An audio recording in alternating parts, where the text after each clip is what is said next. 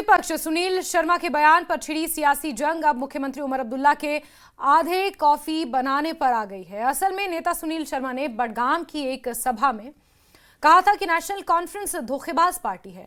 हम ना तो उनके साथ मिलकर कभी सरकार बनाएंगे, ना ही हमें इसकी जरूरत है। जिस पर मुख्यमंत्री उमर अब्दुल्ला ने कहा कि सरकार तो तब बनाए जब उन्हें हम साथ आने का ऑफर देंगे। उन्हें इसका ऑफर ही कौन दे रहा है। इसके बाद मुख्यमंत्री ने कहा कि नेता प्रतिपक्ष इधर उधर की बातें ना करें, बल्कि अपने काम पर ध्यान दें। जिस पर पलटवार करते हुए नेता प्रतिपक्ष सुनील शर्मा ने कहा कि मुख्यमंत्री हमें हमारा काम ही बता दें। वो खुद तो काम करते नहीं, क्योंकि आधे घंटे तक तो वो कॉफी बनाते रहते हैं।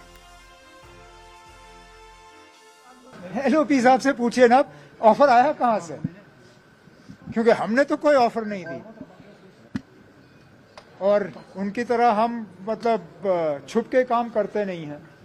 अगर हमने कोई ऑफर करनी होती तो आप सबके सामने करते।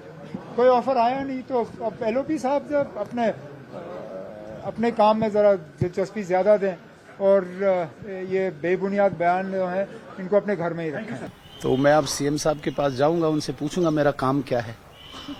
वो अब डिसाइड करेंगे कि अपोजिशन का भी काम क्या है, मेरा काम क्या है।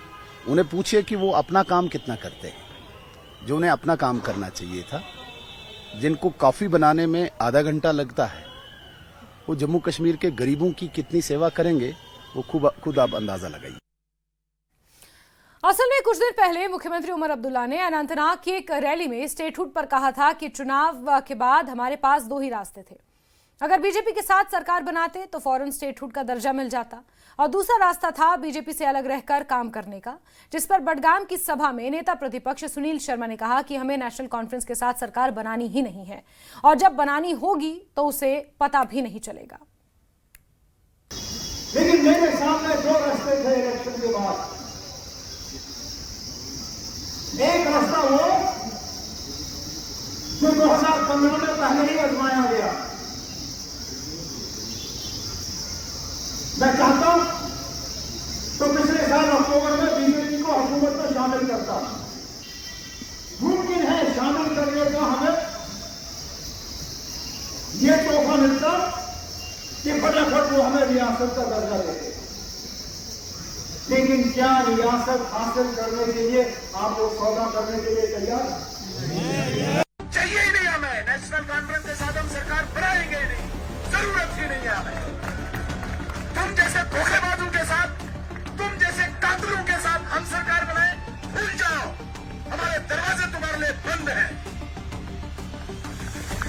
हमें न सरकार बनाने की जरूरत है, न हमें कोई दौड़ है, न कहीं हमें होड़ है। जिस दिन बनानी होगी तुम्हें उस दिन पता भी नहीं चलेगा।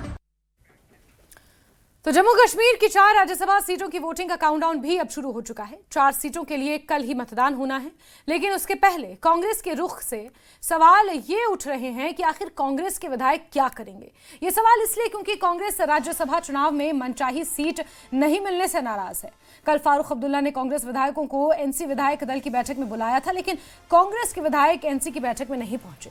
कांग्रेस विधायकों की अलग से बैठक हुई, जिसमें विधायकों ने आलाकमान के नाम पार्टी के यूटी अध्यक्ष को लिखित स्टेटमेंट दिया, जिसमें विधायकों ने राज्यसभा चुनाव, 2 सीटों पर उपचुनाव और मौजूदा राजनीतिक हालात को लेकर अपनी अपनी बात लिखी है। एनसी के साथ गठबंधन के सवाल पर पार्टी के यूटी अध्यक्ष तारिक हामिद कर्रा ने कहा कि हाल फिलहाल जो कुछ हुआ है उससे कांग्रेस नेताओं का आत्मविश्वास हिल गया है, जिस पर विधायकों की राय जानने के बाद आलाकमान को फैसला लेना है। आज शाम कांग्रेस के विधायक फिर से बैठक होगी और जिसमें आगे की रणनीति तय की जाएगी, जिस पर उमर अब्दुल्ला ने कहा कि कांग्रेस को अपने फैसले लेने का हक है, लेकिन उन्हें भरोसा है कि वो राज्यसभा चुनाव में बीजेपी की मदद नहीं होने देगी। हमने आपसे बताया कि कुछ चंद ऐसे अहम अमूरात हैं, कुछ ऐसी हैपनिंग्स जो पिछले हफ्ते 10 दिन से यहाँ पे हुई, उन बातों को मद्देनजर रख के हमने एक बार फिर से अपने मेंबरान की उनकी जो ओपिनियंस है उसको कलमबंद किया, उनकी जो तजावीज़ हैं उनको कलमबंद किया। और इसीलिए हमने जो जैसा कि एक नेशनल पार्टी का होता है, यहाँ की तजावीज़ जो है वो मरकज़ी क़यादत के सामने जाती है और वहाँ से उनकी गाइडेंस उसमें सीख की जाती है। तो यहाँ से हमने जो भी तजावीज़ दी उसके ऊपर वो वहाँ पे सलाह मशवरा करके उनका अपना सिलसिला, उनका अपना तरीका होता है। उनकी पार्टी और हमारी पार्टी में इतना तो फर्क है कि उनकी जो यहाँ पे लीडरशिप है उनको अपने हाईकमांड के सिग्नल का इंतज़ार करना होता है। हम अपने फैसले यहीं करते हैं, लेकिन ये कोई नई बात नहीं है, ना इससे किसी को कोई परेशानी होनी चाहिए।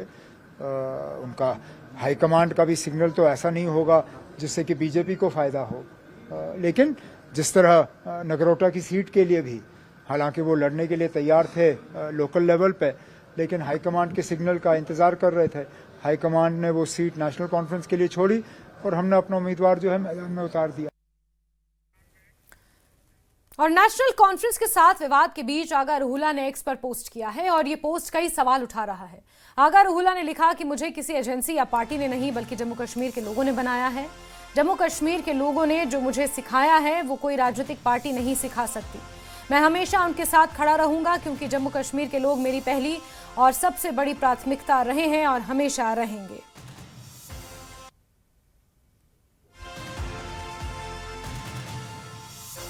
तो आगा रूहुल्ला बार बार सोशल मीडिया के माध्यम से कई बार तंज कसते हैं और एक बार फिर से नेशनल कॉन्फ्रेंस के साथ चल रही तनातनी के बीच उन्होंने ये पोस्ट किया है जिसमें उन्होंने लिखा है कि मुझे किसी एजेंसी या राजनीतिक पार्टी ने नहीं बल्कि मुझे जम्मू कश्मीर की आवाम ने बनाया है। उन्होंने जो कुछ मुझे सिखाया वो कोई पॉलिटिकल इंस्टीट्यूशन कभी नहीं सिखा सकता। करेज, पेशेंस और कन्विक्शन जम्मू कश्मीर की आवाम ने सिखाई है। मैं हमेशा उनके साथ खड़ा हूं और आगे भी हमेशा आवाम के साथ ही खड़ा रहूंगा।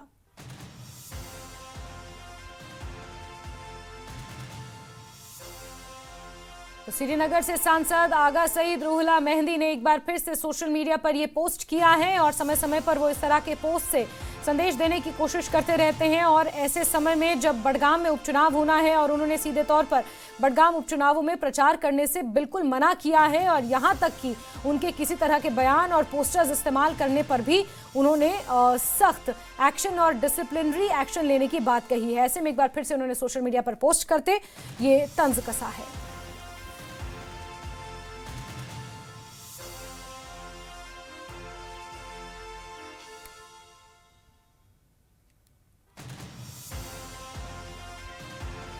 तो एनसी के साथ जो ये विवाद है आगा सईद रूहुल्ला मेहंदी का वो और गहराता जा रहा है।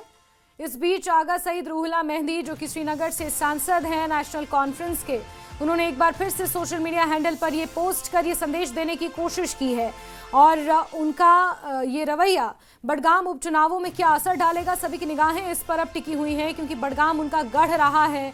विधायकी वहाँ से उन्होंने शुरू की, उनका पैतृक गांव भी है, पारंपरिक उनका गांव है और वहाँ पर एक रूहानी लीडर के तौर पर और ना ही सिर्फ बडगाम पर आसपास की जो कॉन्स्टिट्यूएंसीज हैं वहाँ पर भी आगा रूहुल्ला मेहंदी का अपना एक वर्चस्व है, अपनी एक साख है। ना ही सिर्फ एक पॉलिटिकल लीडर के तौर पर बल्कि एक दीनी लीडर के तौर पर भी, एक रूहानी लीडर के तौर पर भी उनकी पहचान है, लोग उन्हें जानते हैं और मानते हैं। और ऐसे में अब नेशनल कॉन्फ्रेंस दो धड़ों में बटी हुई नजर आ रही है जिसमें दबी आवाज में कुछ नेता ऐसे हैं जो आगा रूहुल्ला के समर्थन में हैं लेकिन खुलकर सामने नहीं आ रहे हैं, लेकिन कुछ ऐसे लीडर्स हैं जो आगा रूहुल्ला को लेकर साफ पहचानने से भी मना कर दे रहे हैं, जिसमें डिप्टी सीएम सुरेंद्र चौधरी का नाम भी शामिल है। और ऐसे में आगा रूहुल्ला ने एक बार फिर से जो ये पोस्ट लिखा है उन्होंने ये स्पष्ट किया है कि मुझे किसी ने नहीं बनाया।